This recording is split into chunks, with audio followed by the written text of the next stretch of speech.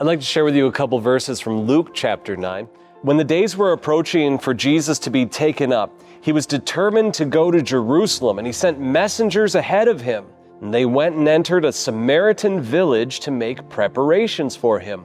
But the people did not welcome him because he was determined to go to Jerusalem.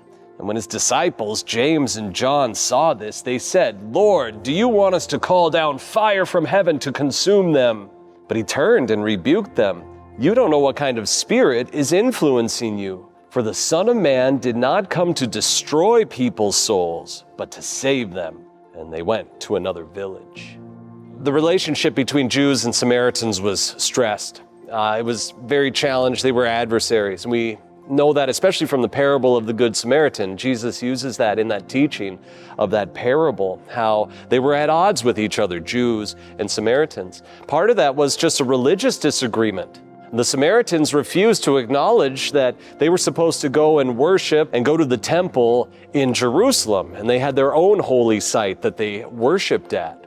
And so here they learned that Jesus was on his way to Jerusalem, and the Samaritans in this village in our text say, "No, we don't want you here." And so that angers Jesus' disciples. They're angry. Especially we hear James and John. This poor reception. How dare these people reject Jesus? How dare they insult Jesus and insult us?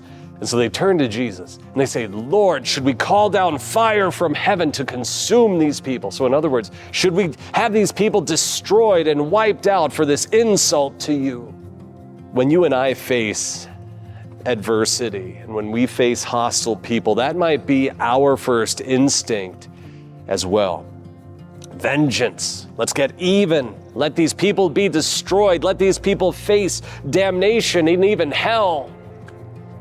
That's a scary thing to think or to say. And Jesus, he gives a stern rebuke to James and John here, who suggested such a thing. And he points out to them, you're not being led by the right spirit. You think that this is a godly spirit that would lead you to say such a thing?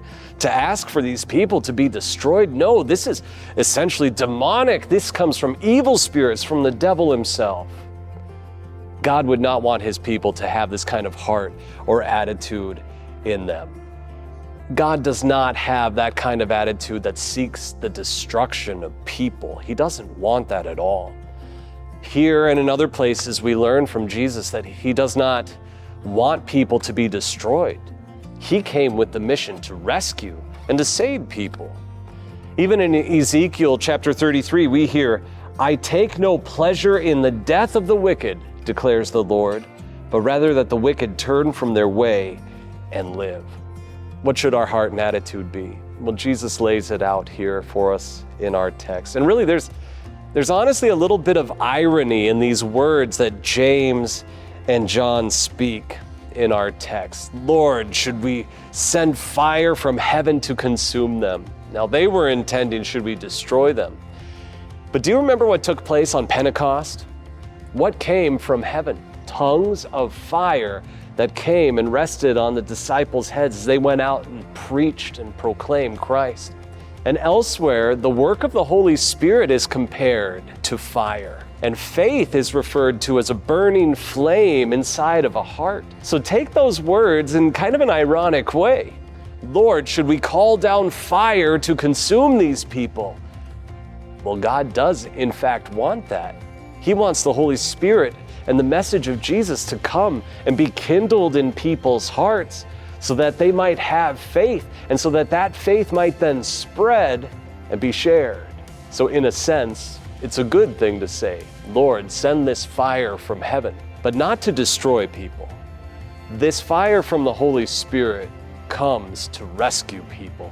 It proclaims and puts into us Christ himself and the salvation that he won for us with his life, his perfect life lived for us in our place, with his death upon the cross where he paid for all sins, with his resurrection from the dead. The Holy Spirit comes and gives those things that Jesus earned and gives them to us. And that's the fire that we desire to be consumed with. Lord, please send this fire of your Holy Spirit among us. Peace be with you. Today's devotion was presented by Pastor Luke Ulrich.